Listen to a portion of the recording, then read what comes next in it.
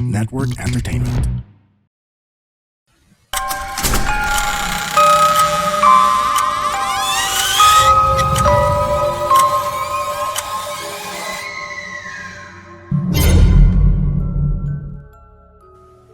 Yun. Ayun na nga. Welcome sa ating ika-5th episode para sa ating season 4 ng Season The Red Door Podcast PH. At ngayon, may mga kasama tayo sa ibaba.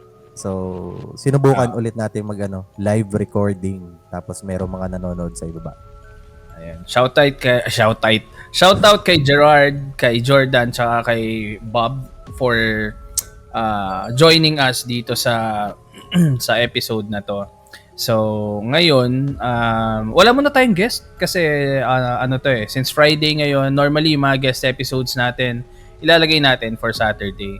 Kasi baka may kasi may magagalit na naman na bakit daw puro kwentuhan? Malamang yung guest namin, it's either yun nga, sabi ni James, baka wala kasi siyang kwento na experience na horror story, kaya nag-uusap kami as is kung paano. Literal na shout tight eh. Yung shout tight, galit na galit siya. Oo. Pero okay lang din naman para at least alam din namin kung ano ba talaga yung gusto ng mga viewers. Pero wag naman ganun ka-harsh kasi may feelings din kami. Oo. Ako, nainis na rin ako talaga kaya nag-reply na ako kasi alam mo yun, hindi naman nagre-reply, hindi naman nagko-comment yun sa mga dating post natin. Tapos doon na, sorry kung ganun yung nagawa namin na episode para sa'yo. Hindi pumasa sa mo. Buti nga ganun. Medyo angel, naka two sides ako talaga eh. Angel ako dito sa ating channel. Pero sa personal channel ko, pag makikita mo, nakikipag... Bakit? May mga ba? Ganun sa channel mo? Sa Facebook. Oo. Ay, sa bagay, Facebook? Oo. Kaming War freak ako dun. Talagang... Ang teknikan ko dyan, bago ko sagutin, titingnan ko muna kung poser account o hindi. Kasi pag troll account, poser account, wala kang laban dyan eh. Sa bagay. Di ba? Kasi parang halatang nanto-troll lang eh. Halatang rage bait lang eh. Pero pag nakita mo na parang nag-comment tas tinignan mo, ay totoong tao talaga tong account na to Pinupuntahan ko na agad yung mga picture niyan. Di ba dati, kahit nasa Magic Manila days pa lang? Talaga ako. Pero mabait talaga ako Sabay binawi. Kung ako dito sa may namin, sa may channel namin, yun talaga ako. Kasi baka sabihin nila, masama pala si Tito James. Cancel na natin sila. Anyways, wag nyo kami... Good cup, bad cup. Oo, tama. Anyways, wag nyo kami i-cancel dahil tuloy-tuloy na itong aming ang aming podcast. Hindi na kayo mag-aalala na magkakaroon pa ulit ng break. At saka nabanggit nga natin na na may guest tayo every Saturday. Meron pang dalawang naka-line up. So actually tatlo. Hindi, kasama yung bukas. Tapos may dalawa pa. Abangan nyo yan kung sino-sino sila. Ayun. Nga pala, before tayo mag-proceed, gusto ko lang i-mention yung mga kapinto. Hindi ko alam. Actually, hindi ko alam kung anong tawag natin sa kanila. Pero, ayun, ito. Shoutout lang kay Zenith_Rin. Sabi niya, pa-shoutout po, Titos. I've been a fan since 2023. Collab naman po kayo kay Boss Rino. Mukbang kayo sa sementeryo. Nako guys, ganito kung meron kayong gustong makakollab namin or maging guest namin sa episode ng The Red Door Podcast, i-message nyo, comment kayo dun sa mga post nila.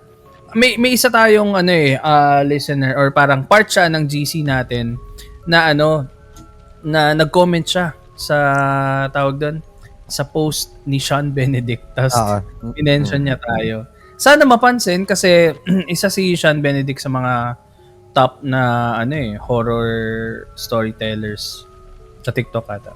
Correct. Tsaka parang gusto ko rin yan yung makipag-collab kay Boss Rino. Parang never ko pang na-try na kumain sa sementeryo. Parang gusto ko siyang ma-experience. Never pa? Ay, ako never. Nakakain ako sa sementeryo. Ano kinain mo nun? Umaga. Ano kinain mo nun? Hindi, bumisita kami kay daddy. Okay. Akala ko naman, gabi, tas kumain ka sa sementeryo. Naku, ibang kain na ata yung naiisip ko. Ayan. Ito pa, isa, galing naman to kay Cyril Ann. Hello po, Tito Ian and Tito James. Silent listener niyo po ako this year and I really enjoy your content. I just want to share my support and I was thinking na mag-send ng story someday kapag ready na ako. Thanks po, Sai from Canada. Ayun, maraming salamat Sai sa support. And ayun, ikaw Tito James, meron ka bang ano?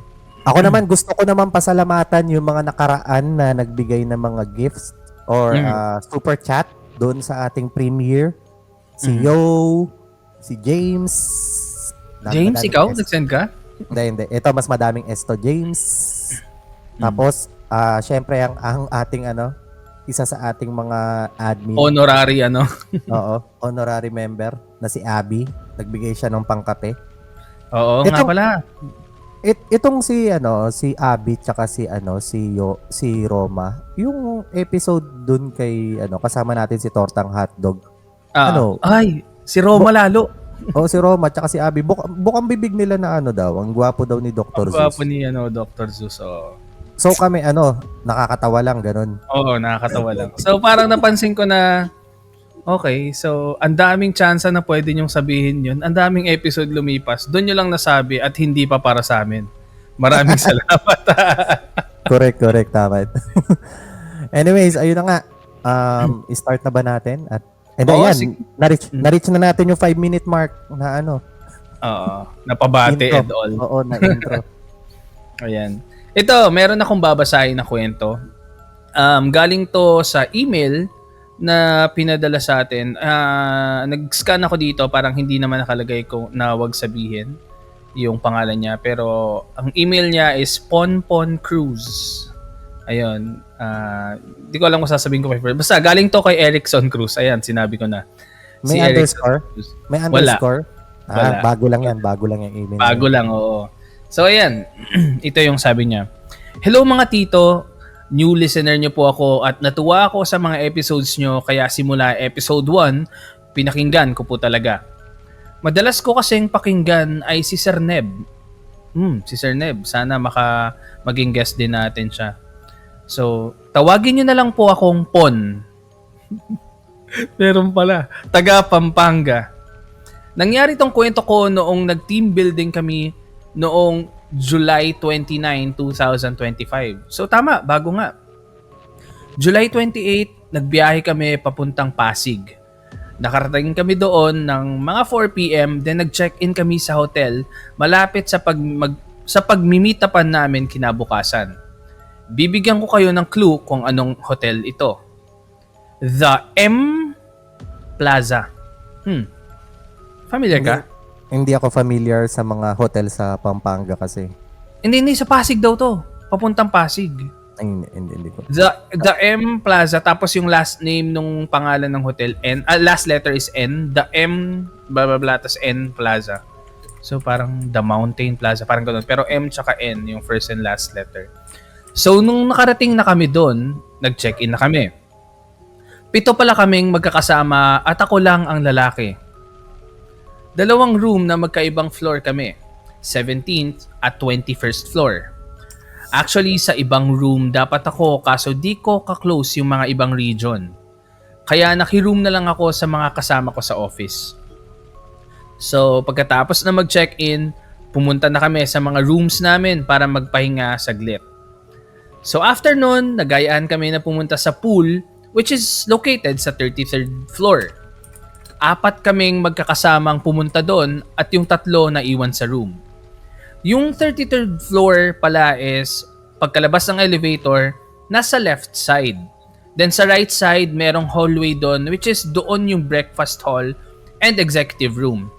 So pag akyat namin sa 33rd floor, paglabas namin ng elevator, agad nagpunta ng pool yung mga kasama ko para magpicture and sakto naman na walang tao nun.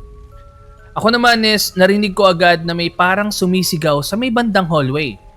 Sinabi ko agad sa mga kasama ko yon at patawang sinabi ko, pakinggan nyo, may nagme-make love ata. Then narinig din nila. Grabe sigawan eh, no? Grabe na, anong, hindi na love yun. Sequel. So pinakinggan lang namin siya, then parang di tumitigil yung pagsigaw. So ako, tumutok ako sa hallway para sumilip lang at pakinggan pa rin yung sigaw. Kaso ang dilim doon at walang katao-tao. So habang pinapakinggan namin, para may naririnig kaming sampal o palo. Oh, yan na nga yun. So naisip namin na nagme-make love lang. Then nung ilang sandali lang, yung sigaw ay may kasama ng help. English. Yung mga kasama ko nag-aya na bumaba kasi nakakatakot na para sa kanila. Sumakay na sila ng elevator and ako, pinapakinggan ko pa rin. Gusto ko palapitan kung saan nagmumula yung sigaw kasi naku-curious ako. And sinisigawan na ako ng mga kasama ko na bumaba na raw kami kasi baka may something na nangyayari doon. So pagbaba namin sa floor kung saan mga room namin, kinuwento agad namin sa tatlo pa naming kasama at inaya din namin sila pabalik doon. So kaming lahat umakyat. Bago pa bumukas yung elevator, rinig na namin yung sigaw.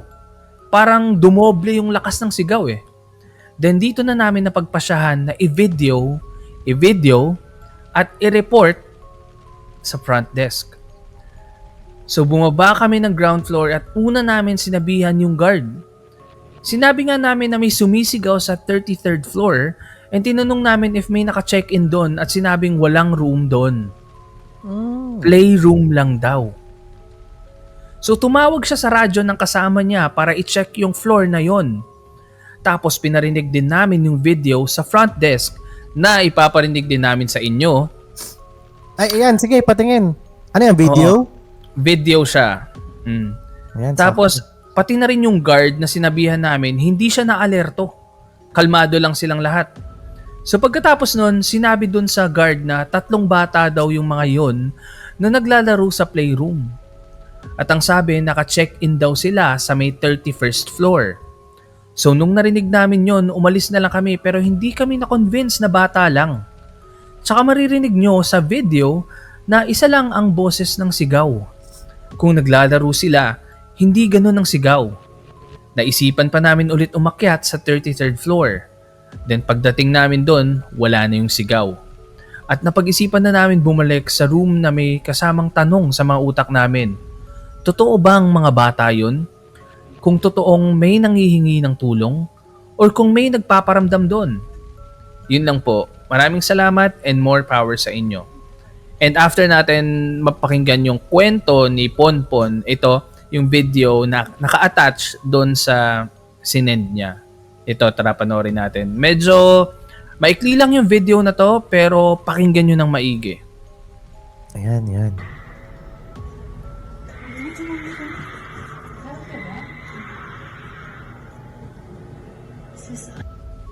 Ulitin natin. Okay, isa pa nga, Paps.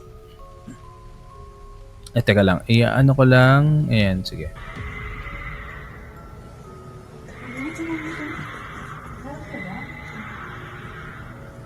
Grabe nga yung sigawan. Naririnig ko may sigaw. Tapos ang lakas. Isa pa, one last time pa.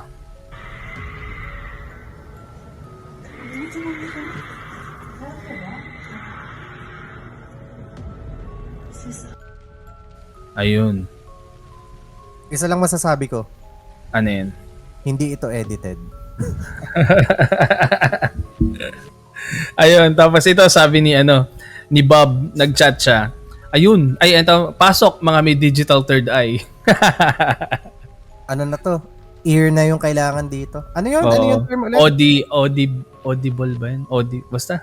Oo, parang ano yun eh. Oo, tama. Basta yun yung... Ano yun? Digital third ear? Digital third ear. Yung mga ganyan. Kanina na bang... Ayun, maraming salamat sa nag-sendong story. Kanina nabanggit mo na ano yung naririnig nila, help, di ba? Parang help. Oh, help. Ganyan.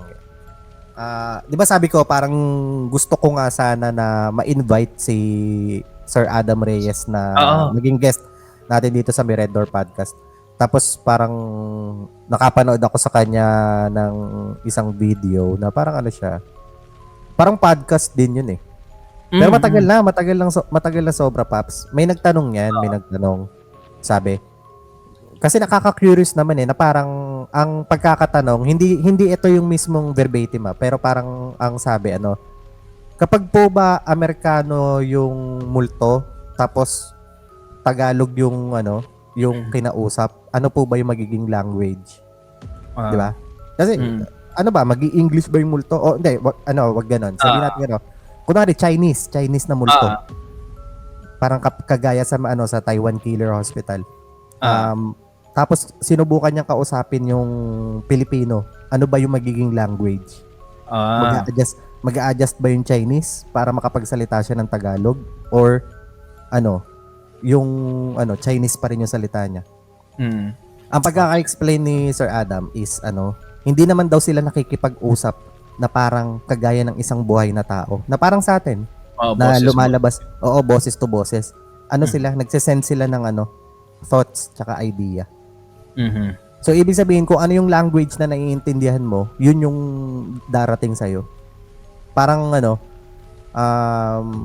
hindi sila, kunwari, Tagalog yung kakausapin, hindi sila marunong mag-Tagalog, pero kung ano yung thought na gusto nilang sabihin, like, kung nangihingi sila ng tulong, ang dating sa'yo, yun ang maiintindihan mo na tulong, parang ganyan. Pero, kahit Chinese yung multo, kahit Chinese yung kaluluwa, ganun yung pagkaka-explain.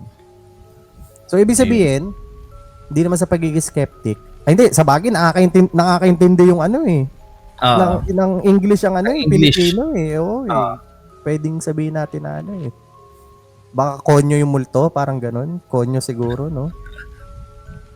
Sabi niya, parang, yung isesend ko sa inyong thought, kahit hindi na Tagalog, kahit Taglish, okay lang kasi magigets nyo naman yan, mga Pinoy naman kayo. Ayun nga pala, shoutout lang dun sa 5 na nandito kasi ngayon ko lang sinend yung link, parang surprise na live recording lang to. Thank you for being there. Chat lang kayo kung may gusto kayong sabihin. Ayun. 7 sila. Ay, hindi. Tayo yung dalawa.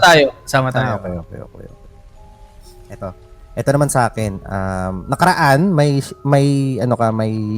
shinare kang story tungkol sa may kalderetang itim. Diba? Uy, oo. Diba, kalderetang. Ito, ang title naman ng story na ito ay Kakaibang Handaan. Oh. So, Call Me Belly from Visayas. Anong first name nito? Belly? Oo, Belly. Lechon? Chan? Chunli? Pork. Baka pork. Chunli. Chunli Belly. I-share ko lang yung naikwento ng lola ko about sa tito niya noong binata pa ito. Elementary pa lang ako noong kinuwento niya ito, pero sa pagkakaalala ko, isang hapon daw ay nagpaalam ang kanyang tiyo or tito na umakyat ng ligaw sa kabilang baryo. Mag-aalas 6 na daw nang sila ay umalis at may dala pang gitara. Mukhang matagal na ito nangyari, no? For sure. Kasi, biruin mo, aakyat ka ng ligaw tapos dala ka pa ng gitara. Ngayon, paano na ba ngayon manligaw? May nanliligaw pa ba? Chat kita. Chat na lang. Chat kita FB. Diba ngayon, parang ganyan. Naglakad lang sila dahil hindi naman uso ang mga sasakyan noon. Tama. Mukhang matagal na nga talaga ito nangyari. Medyo malayo ang pupuntahan nila at naisip nilang mag-shortcut. Kaya lang, hindi sila masyadong pamilyar sa dadaanan dahil minsan lang naman sila dumaan doon. Pero, doon na nga lang sila dumaan para mas mabilis silang makarating sa lugar na pupuntahan nila. Madilim na din dahil wala na masyadong bahay sa lugar na iyon at tanging gasera lang na dala nila ang nagsisilbing ilaw. Habang patuloy na naglalakad ay may nakapukaw sa kanilang atensyon. Sa hindi kalayuan ay may natanaw silang isang magandang bahay.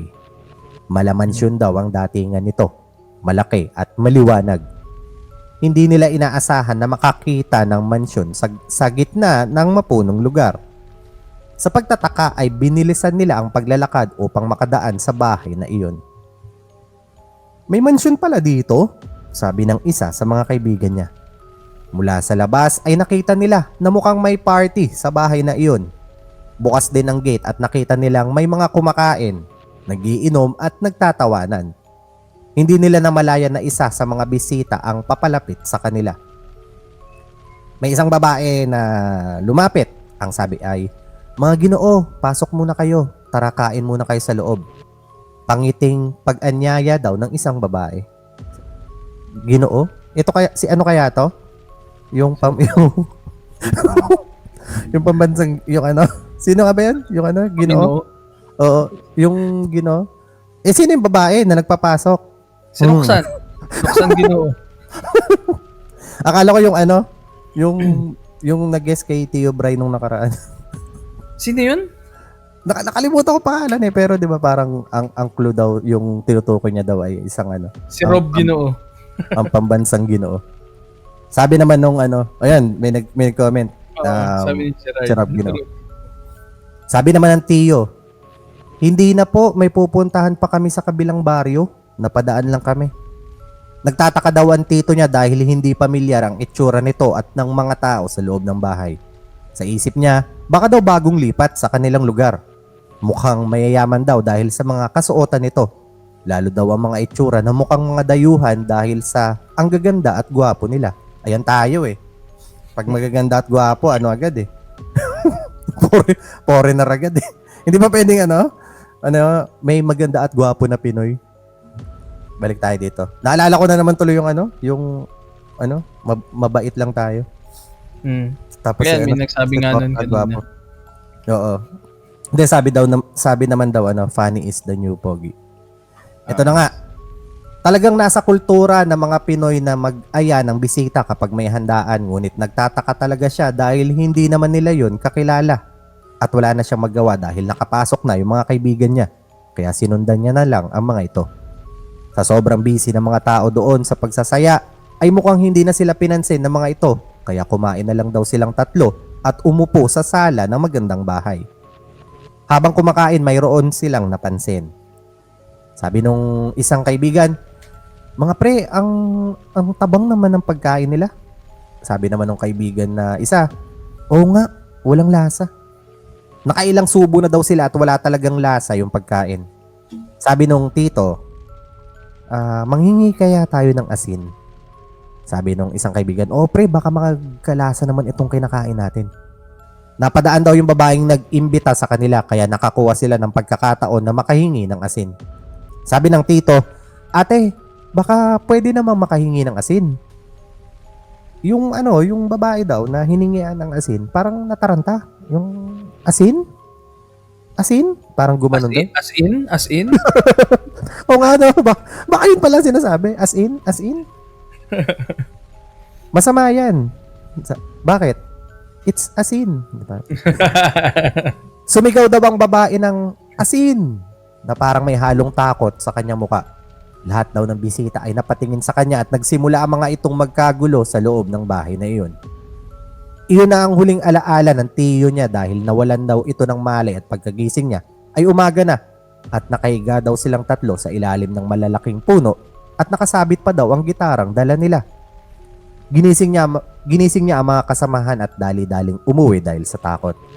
Pag-uwi ay napagalitan pa daw siya ng mga magulang dahil inumaga na siya kaya doon na niya kinuwento ang lahat. Sinubukan daw nila na dumaan ulit doon ngunit hindi na nila nakita pang muli ang bahay na iyon. At tanging ang malalaking puno lang talagang nakatayo doon. Yan lang po at maraming salamat. Please So, hide wala- my identity. Wala talagang doon. Mm-mm. Ano yun? Ano yung mga yun? Encanto. Feeling ko Encanto. Na-Encanto sila. Asin ba ang nakakaano sa Encanto? Parang universal naman kasi din yung asin di ba? As in? Parang, oo. Di ba parang kahit sa mga, hindi lang siya dito sa atin na paniniwala di ba? Kahit di ba sa ibang bansa, yung line ng asin, yung, di ba yung hindi ka makakross. Oo, di ba? Tapos dito naman sa atin, parang pangontra din yun sa mga Ano kayang meron sa asin? Kung bakit siya ang parang itinuturing na universal pangontra sa kahit saan. No? Asin, Na2SO. Tama ba ako? Na2SO4 ba ang asin? Kinalimutan ko na yan eh. Teka. Hindi, sodium sulfate pala yun. Oh my God. Sumpa talaga yung ano na yan. Yung, NaCl nga. NaCl. Sodium Sumpa chloride. talaga yung ano eh. Sumpa talaga yung periodic table na yan. Pero, ayun na nga. Nakakapagtaka lang na yung asin parang naging ano talaga siya. Universal. Panlaban. Oo, panlaban para sa lahat. Ano kayang meron? Ba't kaya?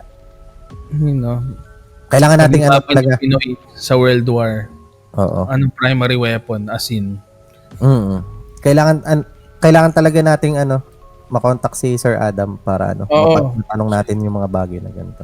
Kung meron sa inyo na nakikinig dito na merong contact or may connect kay Sir Adam Reyes, baka naman. Ay, oo. Oo, naalala ko pala kasi pagkakatanda ko pala dati kasi nung nagla-live pa ako sa may TikTok dati, na parang nabanggit ko nga yan na ang pinapaniwalaan ko talagang paranormal expert is si Sir Adam. Tapos may mga nag-comment na mga tao na professor daw nila dati yon sa UP. Oh, Naging nice. professor daw nila yon sa UP. Kasi meron pala talaga sa UP na Paps? Paranormal na course. Gusto mo ba? Tara. Course na related sa paranormal. Mm. Maging tayo na yung yung hindi pwedeng Ed and Lorraine kasi babae. Dalawang lalaki tayo so tayo yung yung dun sa may Kailangan pa Insidious. natin ng isa. Kailangan pa natin isa.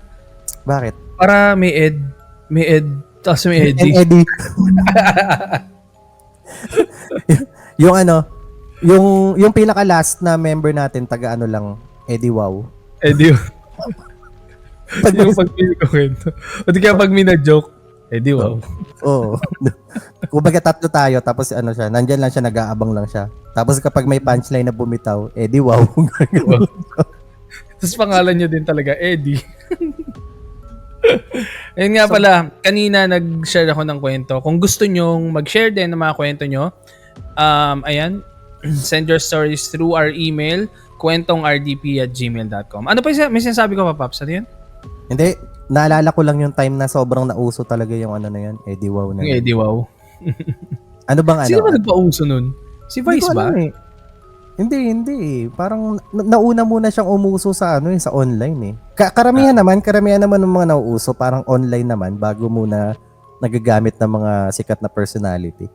Medyo late pa nga minsan yung 'di ba, mga celebrity pag makikiride sa ganyang trend. Yung Meron din Forda, chat pala, Paps. ano sabi? Since pinag-uusapan natin yung asin, sabi ni Gerard na isa sa mga live viewers natin, di ako naniniwala pero may nasabi sa akin before na nakukuha daw kasi yung asin sa beach which is gitna ng lupa at tubig. Parang element kasi daw na nakukuha sa in-between. Pero kwento-kwento lang. So, take it with a grain of salt. Nice. Pero alam ko na siguro kung alam ko na kung ano yung pinaka-explanation kung bakit asin. Ano, bakit? Miraculous kasi ang Paps, ang asin. Ha? Miraculous yan, oo. Himalayan salt. May parang may nakita ako, okay, kaya pala, miraculous pala to. Himalayan. So, nga, no? Kaya yun ang pinaka-explanation siguro kung bakit siya naging pangontra sa mga masasamang elemento. Tsaka matibay yan. Bakit? Dwayne Johnson yan eh. Yung Dwayne Johnson. Yung The Rock Salt. Nag-iisip pa ako papunta doon sa may Himalaya, nandiyan na lang din pala sa gilid ko yung pinaka-clue. The Rock. Ayun. Ito, meron akong isang kwento na i-share dito. yung title pala kanina nung binasa ko is 33rd Floor. Hindi ko na nabasa yung title. Nasabi ko ba? Hindi. Ayan. So, nakakatuwa kasi yung babasahin kong kwento, parang feeling ko, medyo related siya dun sa shinare mo. Ang title kasi nito, Kalamansi and the Babasaging Baso Chronicles. Okay. Familiar ka ba dito? Oo. Familiar ako dyan. Pero maganda yan. Maganda talaga yung story na yan. Ayan, ito. Nabasa ko to sa ating friendly archive ng mga horror stories online sa Spookify. Ayan. sakto lang yan, Paps, kasi for sure merong mga may mga listeners tayo na hindi pa familiar sa story na yan. Kasi Oo. matagal na yan. to. Oo, matagal na yan. Sobrang tagal na yan. Ayun. So ito na. Mahalaga sa akin ang kalamansi. Masustansya at nakapangaalis umay. Di rin ako naalis ng bahay na walang dalang kalamansi. Okay, so naubo na ako, wala akong kalamansi. Maging sa basong aking pagiinuman, ako'y pihikan. Gusto ko babasagin lamang. Ayoko ng plastic. Bakit? Ganito kasi yon, kaibigan. Probinsya. Expected mo fiesta, di ba? Laging ganun, lalo pagpatak ng buwan ng April hanggang May. Mananawa ka sa karne. Si Butch, inaya kami nila Kulas na pumuntang fiesta sa barangay Redacted. Toot! Hindi niya sinabi. Ayokong banggitin yung pangalan, mahirap na. Basta malayo siya sa town proper. Malayong malayo. Dahil sa wala naman akong ginagawa, sumama ako. Tawanan kami sa daan kasi nga ang layo. Kahit kumain kami ng pagkarami-rami, matatagtag rin pag uwi namin. Lubak kasi yung daan, tsaka malayo nga.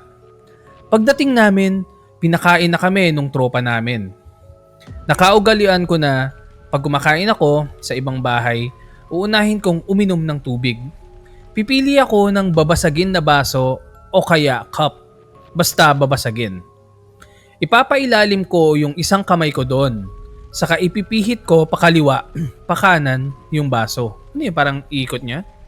Oo, parang ano daw sabi? Pakaliwa, pakanan? Oo, pakaliwa, pakanan. So counterclockwise tapos clockwise. Oo. Ayun. Pag nabasag kasi, ibig sabihin may lason.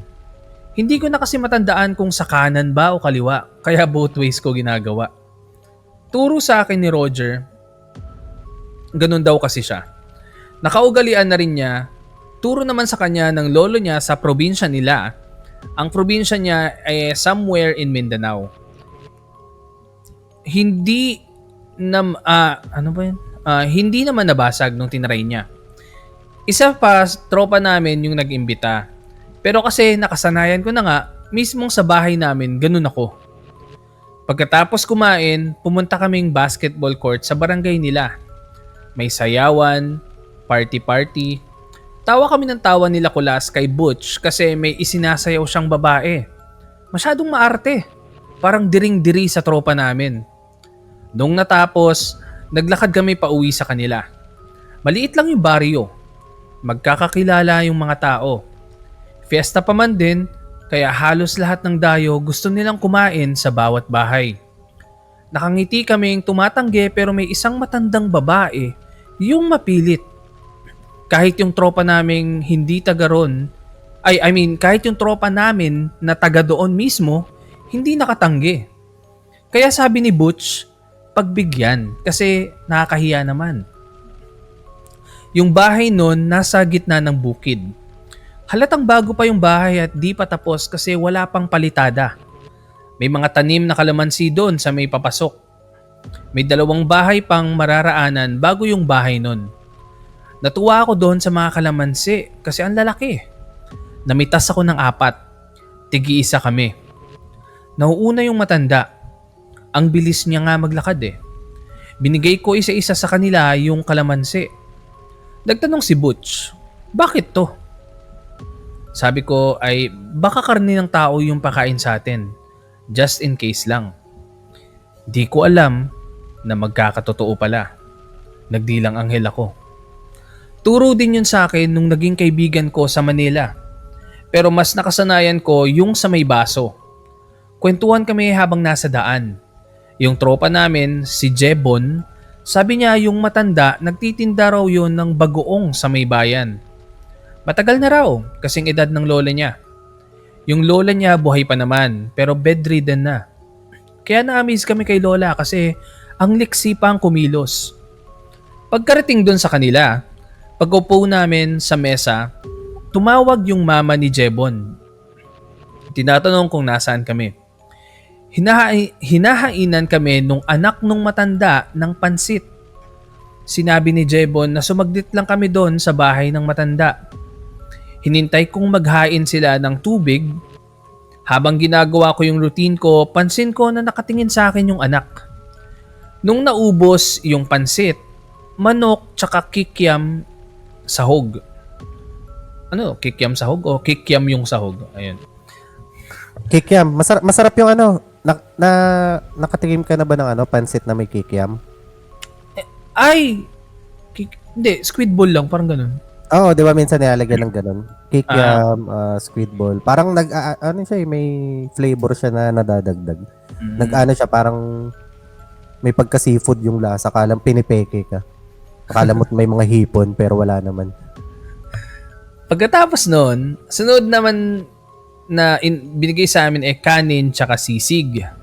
Tumatanggi na kami nun, kahit ang sarap tingnan ng sisig. Kaya ang ginawa ng matanda, ibinalot na lang niya yung sisig. Pagbalik namin kila Jebon, yung ate niya inaya na kaming uminom. Pero si Kulas, hindi naman pinainom. Siya kasi yung driver, kaya good boy talaga yon. Si Butch, inilagay niya yung sisig sa may plato. Ako naman, naghanap ako ng sili, tsaka tiniris ko saka yung kalamansi ko. Hinati ko, saka ko binudbud doon. Habang hinahalo ko, parang may nagbago doon sa sisig. Naging parang may buhok-buhok. Pinagalitan ko pa si Butch noon kasi baka buhok niya kasi maikli. Di naman pwedeng akin kasi mahaba yung buhok ko. Nung si Kulas na yung naghalo, paisa-isa tinatanggal niya yung mga buhok. Bigla siyang naduwal. Tinanong namin kung bakit. Basta, suka lang siya ng suka. Nung tinignan namin yung sisig, kulang na lang dukutin namin yung mga bituka namin. Nagkaroon ng kuko ng tao doon sa sisig. Kinuha ko pa kay Butch yung kalamansing bigay ko. Saka ko binudbod. Mas lalong dumami yung buhok. Doon na sa karne mismo. Pinagalitan kami nung mama ni Jebon. Dapat raw hindi na kami sumama. Kasi kaya pala tinawagan niya si Jebon para maiiwas kami. Kahit alam na niya kung nasaan kami nila Jebon, tinawagan niya pa rin para malaman ng matanda na alam niya kung nasaan kami. May nakakita kasi sa amin na inaya nung matanda. May usap-usapan na pala sa kanila na aswang yung pamilyang yun. Si Jebon lang yung hindi naniniwala. Takot na takot kaming umuwi noon kaya doon na kami natulog. Sinunog namin yung sisig. Ang nakakadiri pa, yung asawa pala nung anak ni Lola, kamamatay lang. Close casket pa. So alam niyo na kung ano yung nangyari.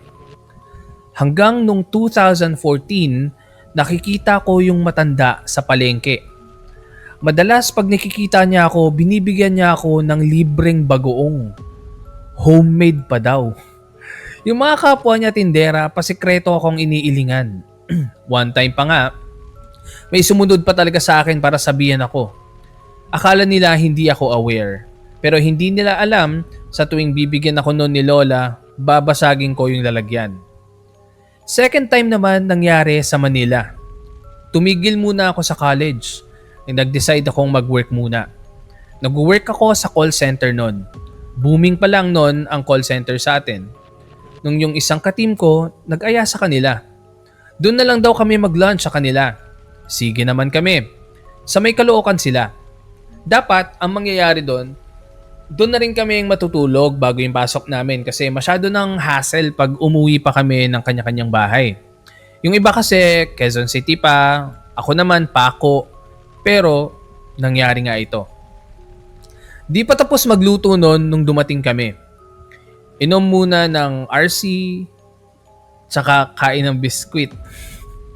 Wala na palang RC ngayon, no? Wala na ba? Parang wala na. Parang wala na ako nakikita. Ayan. So dahil nga sa nangyari, lagi na ako may dalang kalamansi. Ginagawa ko babalik. Ay, sorry. Ano yan? Wala, naisip ko lang or babalik. Kasi di ba yung RC talagang pawala-wala yan, tapos babalik lang din. Oo. RC ba yung gumawa ng mga commercial na ano? Na weirdo. Ibang RC pala yung tinutukoy ko. Ano? Si RC mismo. RC Munoz?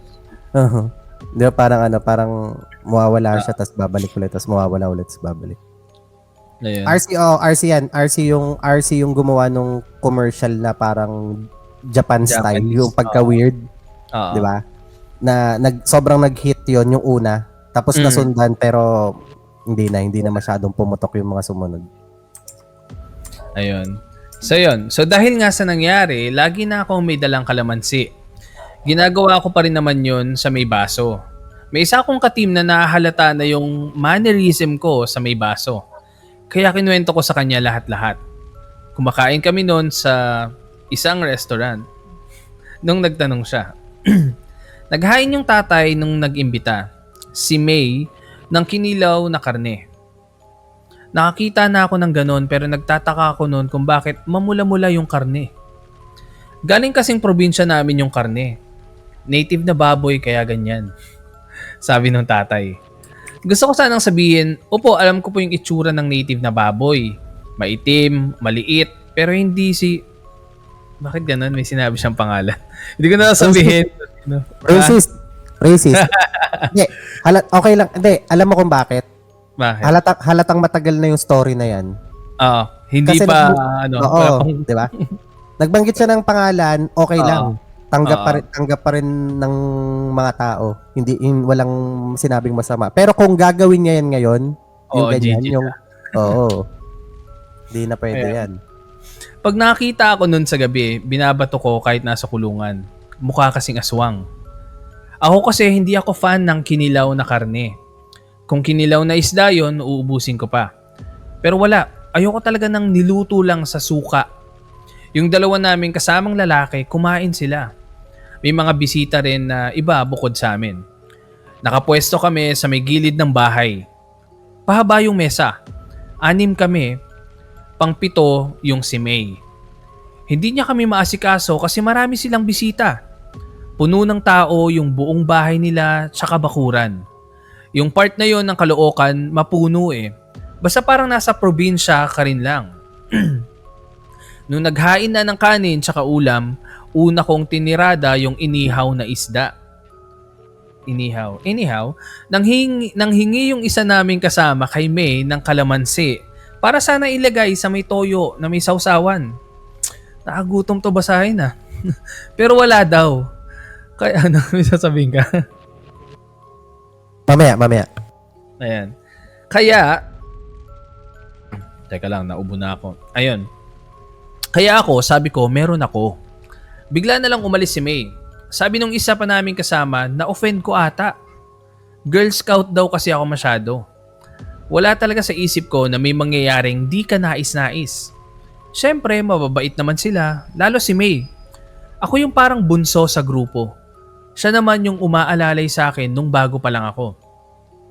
Pero kasi out of habit na yung ginagawa ko. Nakasanayan ko na nga. Kahit nga mama ko pinapagalitan na ako kakaganong ko. Sino daw bang maglalason sa akin sa sarili naming pamamahay? Ultimong kahit sa Jollibee, kung saan, oh my God, bida ang saya. To think na hindi naman babasagin yung baso doon. Babasagin yung baso doon. Ayan. Okay, so, ibig sabihin, yung tinutukoy niya palang is isang fast food. Oo nga naman, no? Siyempre nakakapagtaka nga naman na ba't mo iisipin na may something na ganun? At saka At saka kung wala ka makuha, edi order ka palabok. May kalamansi yun, di ba? At least yun, talagang sure ka na palabok talaga yun kasi lalagyan mo ng kalamansi yun. Oo. Pag wala, doon ka na mag-isip. Ayun. So, yun na nga, nung nag-decide ako na karne naman ng kainin, tinusok ko ng tinidor yung kalamansi tsaka yung sinandok kong ulam, binudbud ko doon. Tanghaling tapat, nagsitindigan yung mga balahibo ko sa katawan.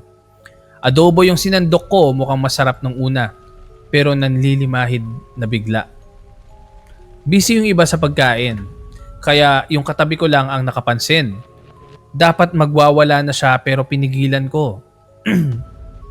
Pinaghanap ko siya ng pwedeng paglagyan nung sinandok ko. Ang nahanap niya yung baunan niya ng tubig. May aqua flask na kaya nito? Hindi, ano yan? nature, hindi, sorry, muntik na no. Muntik ako. Hindi, ano lang yan, bote ng mineral water lang yan. Dapat magwawala na siya. Ay, nasa na ba ako? Saka ako pinatago sa kanya after niya nilagay dun sa baunan niya ng tubig. Gusto ko nang sumuka noon kasi sarap na sarap yung mga kasama namin. Kakapigil ko, nagawa ko naman kahit papano. Pero yung katabi ko, hindi na niya kinaya. Nagsuka siya nang nagsuka.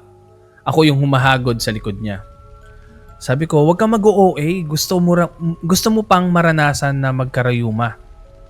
Ay, parang sabi niya, huwag kang mag-OA kung gusto mo pang maranasan na magkarayuma. Na parang, ayun. Kung gusto mo pang tumanda, parang ganyan. Oo. Kasi 'di ba, malay ko ba kung anong pwede nilang gawin sa amin. Pag nalaman nilang alam namin, kakanahintin ko lang nun. Di ko pa nakakadaupang palad si Luke Evans. Sabi Si niya, Luke Evans pa, oo, sabi niya. sobrang tagal na talaga kasi Oo. si Luke Evans pang sikat eh. Oo. Wala nang ang pelikula ngayon si Luke Evans eh.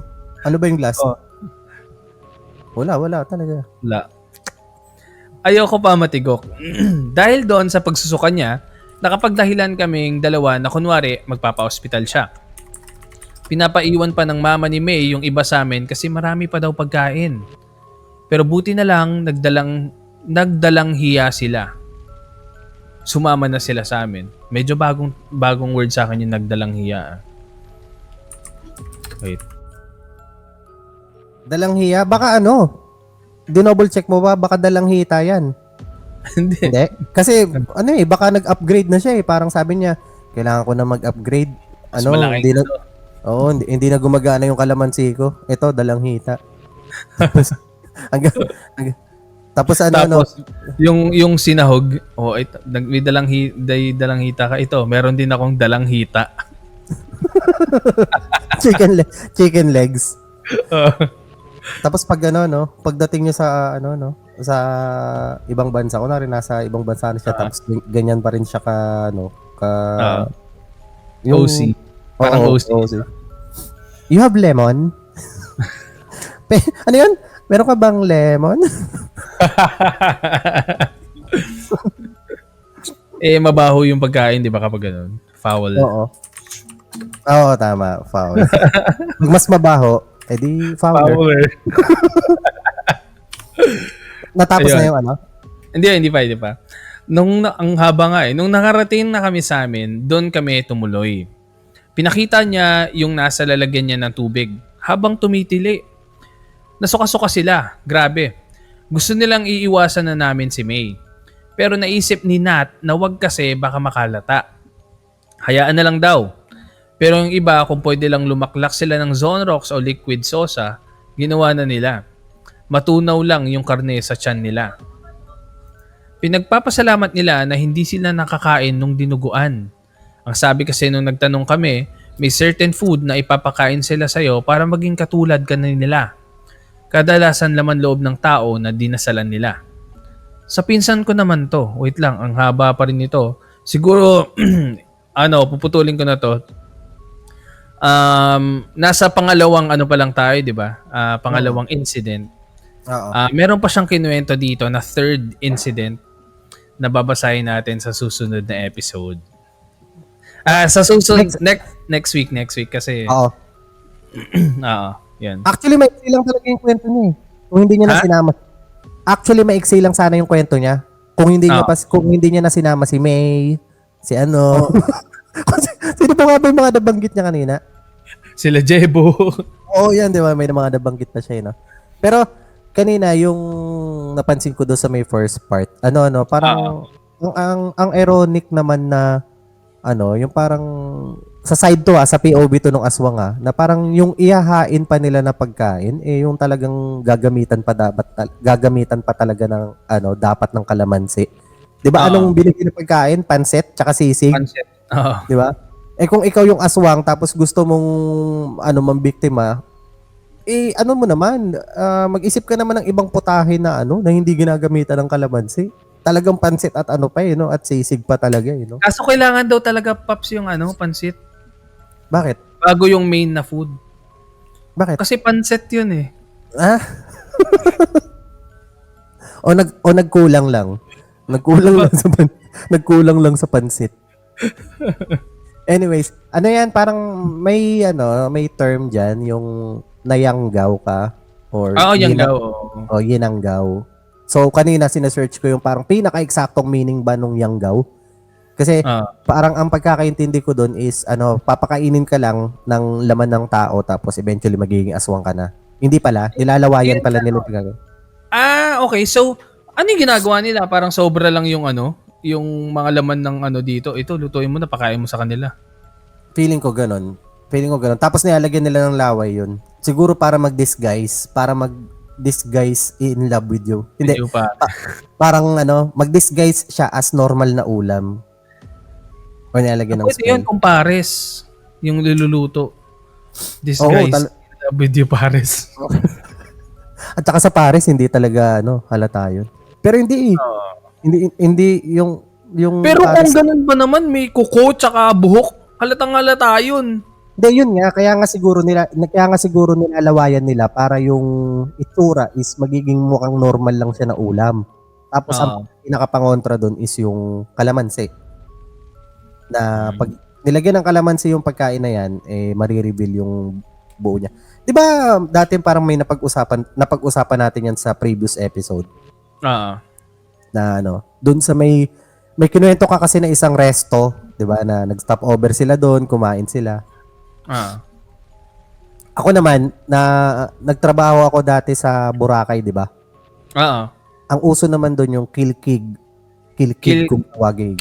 Bakit parang narinig ko na yan? Kilkig. Oo, kilkig kung tawagin. Malalason ka. Kunwari na kursunodahan kita. Bibigyan kita ng isang pagkain, tapos kapag kinain mo yun, malalason ka.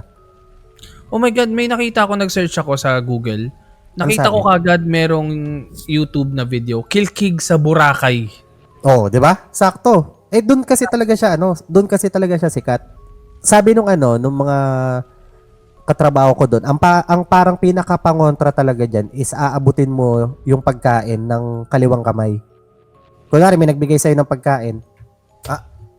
Aabutin mo ng kaliwang kamay. Asan ba yung ko? Ganyan. Kaya siya, napansin ko, pagka kumakain kami sa mga karinderya, pag inaabot na sa kanya yung ulam, lagi niyang inaabot ng pagganon, pailalim sa plato tapos kaliwa. Yung pala sabi niya para hindi daw siya. Init? Ha? Wala, titisi mo. Mapaso ka o food poison. Inabot Pops, sorry. Tatawa ko, inabot si sling plate, no?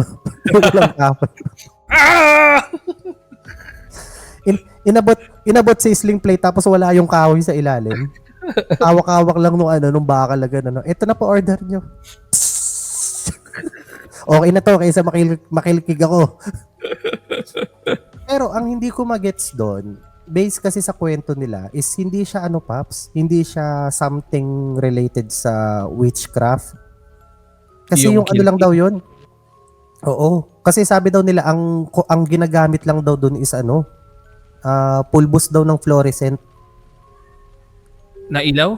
Oo. Yung sinasabi nila, nagawa ni Agapito. Na sinasabi nilang gawa daw ni Agapito Flores. 'Di ba pag nabasag yun, pumutok may parang pulbos doon. Oo, may powder. Yun daw. Lason talaga yun eh. Oo, lason nga. Ang ginagawa daw nila, nilalagay daw sa kuko or sinasawsaw yung daliri doon. Ay, kasi ginaganon. Oo, ginaganon parang daw. Alam ko, dati sa probinsya din namin, sa Antique to sinasabi sa akin na wag daw ako masyadong bumili-bili sa mga tindahan. Tapos kapag bumili ka sa tindahan, halimbawa yung mga ganon na inumin, mga soft drinks, kasi pag bata ka, gusto mo soft drinks eh. Ikaw daw magbukas. Kasi minsan daw pag binuksan nila, binuksan nila ganyan, kahit iganon lang daw nila yung daliri nila, yun na. Ayan na yun, Paps. Ayan na yun mismo yung kilkig. Kasi magkakalapit lang naman yan Katiklan. Oo nga pala, oo. Antique, Aklan, kalat yan banda dyan sa sa lugar na yun. Aklan, ano? Ano na? Bakal, Aklan. Ha?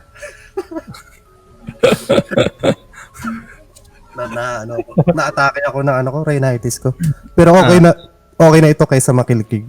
Doon ako parang naging skeptic kasi paano mo makokontra yung something na posible talaga? Like, Oo. malalason ka talaga sa pulbos ng fluorescent sa pamamagitan ng pag-aabot mo lang nung kaliwang kamay dun sa pagkain, di ba? Paano mo Yung tipong ano, no? Ano ang gamot sa lason? Kahit ito, anong ibigay sa'yo, gamitin mo yung kaliwa mong kamay. kaliwang kamay, no? Parang, science tsaka superstitious belief, hindi nagbangga, di ba? Pero, ang sabi ko nga, ano yan, ang parang pinaka-explanation lang talaga dyan, food poisoning talaga yan. Yun. Oo, yung mga nangyayari na cases. Kasi may mga nababalita daw sila na nakilkig yung taga doon, ganyan-ganyan. Sinugod sa ospital, nagbabayulit na. Di ba, ganun din, suka daw ng suka, ganyan. Ganyan ang mga, ganyan ang mga symptoms ng na food poison, eh. Na food poison. Oo. Pero dapat nila makikita nila yun. Pag na food poison ka, check kung ano yung naka-food poison sa'yo. Ano? Di ba pwede nilang malaman yun? Kung ano yung nakalason sa'yo? Malalaman din naman nila yan. Ng siguro sa autopsy na. Hindi. Malalaman nila yan. Pero baka kasi nung nagpa-check up doon, shortcut na. Siguro pagdating doon, baka maraming pasyente, tapos sabi ng doktor, anong ginamit mong kamay? Kanan? Sabi ko sa'yo, kaliwa eh. Makilkig ka? Baka ginawa. Ito, may sinabi si Bob. Sa probinsya ng Quezon, yung tawag daw nilalagay sa alak. Hindi sure ka ba? Baka daw. Tawag daw eh. Hindi siya sigurado, daw lang eh. Hindi na sigurado yung daw, dinoble pa. Daw. Sabi nga ni Gerardo, kung chinek. Kaso sa mga provincial clinics, hospitals, di naman chinecheck. Yun nga ang problema, di ba? Baka nga hindi na chinek. Baka tinanong na lang, anong kamay ginamit mo? Kanan, kaliwa? Hindi mo kinontra. Nako. Sige, dyan ka muna.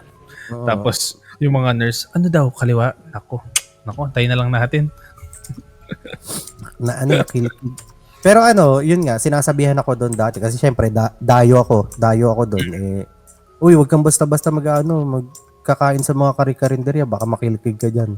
Pero kung kakain ka man talaga at hindi maiwasan, gamitin mo yung kaliwang kamay mo para iabot yung pagkain. Grabe yung episode natin ngayon puro pagkain, halos lahat. Ayun nga tama kasi kakaibang handaan tapos yun. So, kailangan kong kontrahin siya ng something na hindi related sa pagkain. Ang title nito ay Roommate. Okay. Roommate. Hindi, kanina 'di ba yun? Oo, yung sa akin 3 floor 33rd.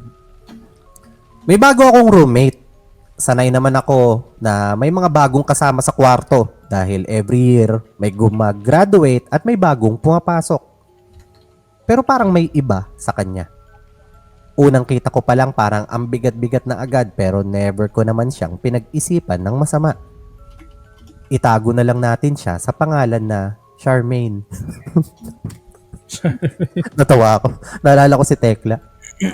Talaga, Charmaine, yung minura niya sa live. Tapos diba yun na siya. Inawat-awat siya. Huy, wag, natin. Ay, sorry, na kasi ako. Kasi siya, parang nagla-live ata sila nung kasama niya si Naalala mo yun. Talaga, Charmaine? Yan. Yan. Kaya natawa ako nung nabanggit si Charmaine. Naalala ko tuloy. Pero baka siya to. Kung siya man to, baka worth it talaga siya. Laban mo, yung roommate niya na isa, kalbo. Tingnan natin kung worth it ba talaga na mamura si Charmaine.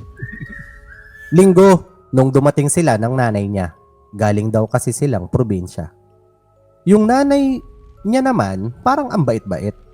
Nakiusap pa nga na pakitignan-tignan ko daw ang anak niya kasi di daw ito sanay sa Manila. Nangako naman ako na magtutulungan kaming dalawa.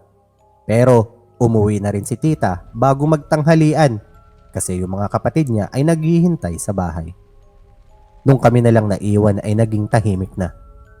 Mahihain siguro si Charmaine. Sa isip ko lang, kaya nagtanong-tanong ako tungkol sa kanya. Nursing yung kinuha niya pero gusto niya daw sanang mag-culinary kasi mahilig siyang magluto. Sabi ko naman, sa susunod, paglutuan niya naman ako. Nako, mukhang dito din ang bagsak nito, Paps ha. Mukhang papunta rin dito sa kasi sabi, hindi taga-probinsya daw. Bago lang daw sa Manila. Tapos eto, Mahilig daw magluto-luto. Mukhang dito rin pabagsak yung story. Well, tignan natin. Yung kwarto kasi namin malawak. Parang pwedeng pang-apat. Tapos yung matutulog na kami, sinabihan niya ako na nagsisleep talk daw siya. Kaya baka daw magulat ako. Pero inassure ko siya na okay lang dahil mahimbing naman akong matulog.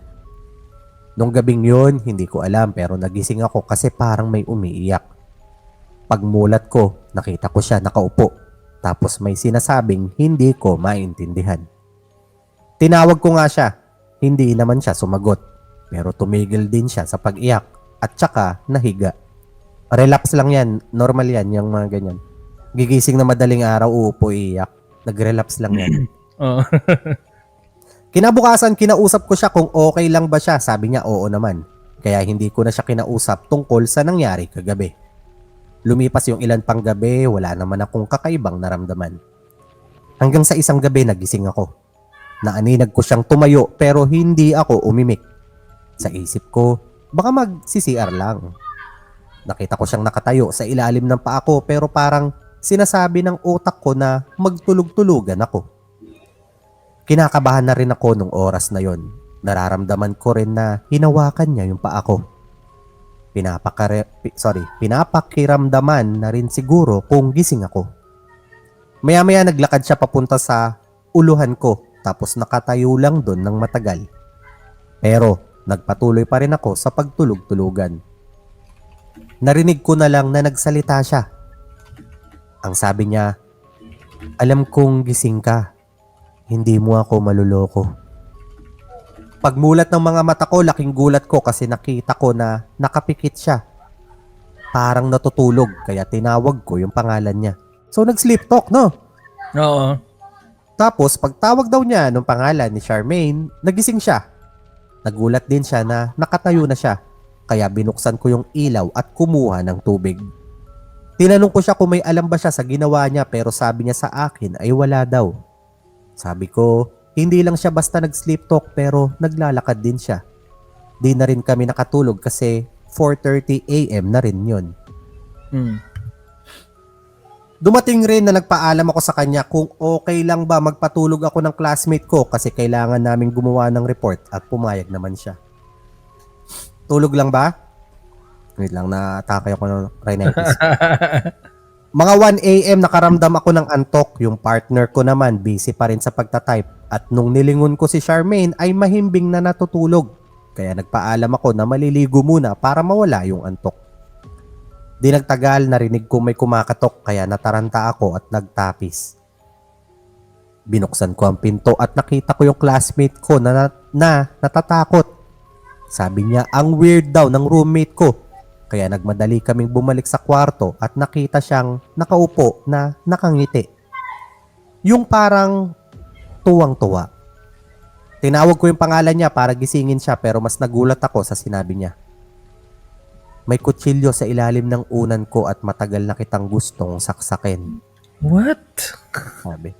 At nung kinuha ko yung unan ay laking gulat ko dahil may cutter nga. May box cutter. Anyways, Ano yun? hanggang dulo story. So, walang closure. Open-ended yung story. Hindi natin alam kung Ano nangyari after? kung ano nangyari after. Pero, nakakatakot to, Paps. Kasi parang, hindi mo alam kung, ano ba, nagsisleep, excuse niya lang yung nag-sleep talk. O baka ano siya, bipolar, di ba? Alam mo yung gano'n? Or pwede rin parang may possession, ganun. Oo, di ba? Open-ended yung story. Kaya, isa to sa mga story na maraming reactions din dun sa my Spookify. Sabi ni Kat dito, parang mga kwento sa Reddit. Yung ano? Yun, yung kinuwento mo. Oo. Ganun yung datingan ng mga kwento sa Reddit na parang yung cliffhanger. May cliffhanger sa dulo na parang ikaw na bahala mag-interpret ko ano ba yung interpretation mo sa susunod na mangyari. Parang yung pang-docu. Hindi siya pang-docu. Parang yung naalala ko tuloy sinabi ni Ma'am Jessica. Ano? Hindi pala baha ang magpapalubog sa hindi yung sa Di ba? Ang bigat nun eh. Yung, Oo. ang bigat ng last line niya dun sa episode na yun. Anyways, may bago na namang issue eh, no? Oo. Nako, nagkalabasan na naman na papag-usapan natin sa susunod. Charot, hindi. Depende. Kaya ako natatawa-tawa na lang ako dun sa mga memes na lumalabas about yan sa mga issue. Anyways, alam ko na aware din kayo doon at dumadaan din yan sa'yo. Nakalimutan ko pala, meron ako nabasa sa Facebook nung nakaraan about, na related yan sa may kalamansi. Nakalimutan ko ikwento. Yun yung ikukwento ko dapat nung medyo natatawa ako. Kasi may mga Hindi, may part 2 pa naman eh, yung kwento. may part. May nagsabi nga daw niyan na parang napag-uusapan yung issue about diyan sa pangontra sa mga ulam na para malaman mo kung ano yung totoo na lagyan nga daw ng kalamansi. Eh siguro may isang curious na hindi alam yan, nagtanong. Ano pong mangyayari pagka nilagyan ng kalamansi? Tinanong. Tapos may naligaw na loko-lokong netizen. The-reply sabi niya, aasim. as in ganun lang ka-plain yung sinabi niya, aasim. Nung nabasa ko, tawan-tawa ako kasi nagbabasa-basa ako tapos alam mo yung may seryosong nagtatanong tapos biglang may sisingit na sasagot ng lokohan. Parang minsan yung mga may hinahanap ka sa comment na sagot, may code ka na hinahanap sa comment, tapos makikita mo, kalokohan ako. Brand ng motor. TMX, ganyan. Kaya yung iba, tapos yung iba na hindi familiar doon talagang mabibiktima. Magsasearch no? Ba't puro motor to? Ayun, naka 1 hour na tayo at meron pa akong pupuntahan. Maraming salamat sa mga nagstay dito. At syempre, meron pang episode bukas kaya huwag kayong mag-alala. At meron kaming guest. Magbibigay ka ba ng clue? Sino ba? Bigyan mo ang clue kung sino yan. Na-spoil mo na nung nakaraan. Actually, nadulas nga pala ako. Nung Sino si Abs? Sino si Abs? Si Abby. Okay. Sabi niya mag-citizen na kayo mga ina-allergy.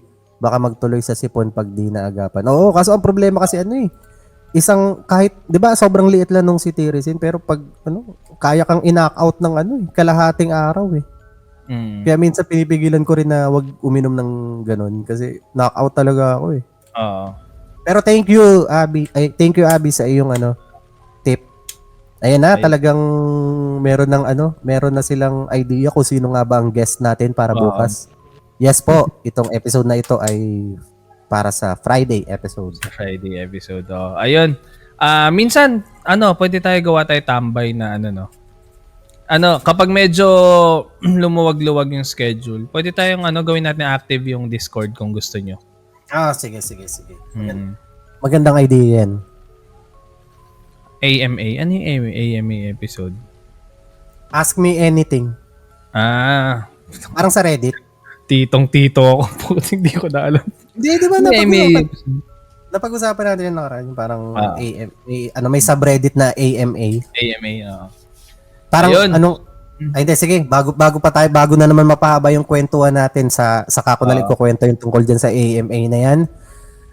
Tapos schedule tayo ng tambay session or kung gusto nyo, basta, bahala na. Kasi, ito pala, ML session pwede, Patapos na ba season ngayon? Ayun. Sige, ayun. Maraming salamat guys and kita-kits tayo bukas. And kung gusto niyo mag-super chat kayo dyan. Ayun sa baba. Ayun. Oo, para ma-shoutout kayo. O nga pala, shoutout ko nga pala ulit yung mga nagbigay ng super chat. Si Abby, si Yo, at si James. Maraming salamat sa inyo. Actually, shoutout na may halong parinig. Joke lang, biro lang. Oo. Saka yung mga nagko-comment na na ayaw nila. Ano ba to? Disappointed ako sa episode na to. Meron lang kayong karapatan na mag-ganon kung nagbigay na kayo ng super chat. Charot. Yun lang. Maraming salamat. Again, my name is Tito Ian Lee. Follow me on my social media at Tito Ian Lee sa lahat. At ako naman si Tito James Zhu. Tito James Zhu na rin sa lahat. Ayun. And ayun nga. Again. Tito Ian Lee and Tito James Zhu and we are The Red Door Podcast Podcast PH. PH. Yun Bye, lang. guys. Bye. Maraming salamat sa mga umattend. Thank you.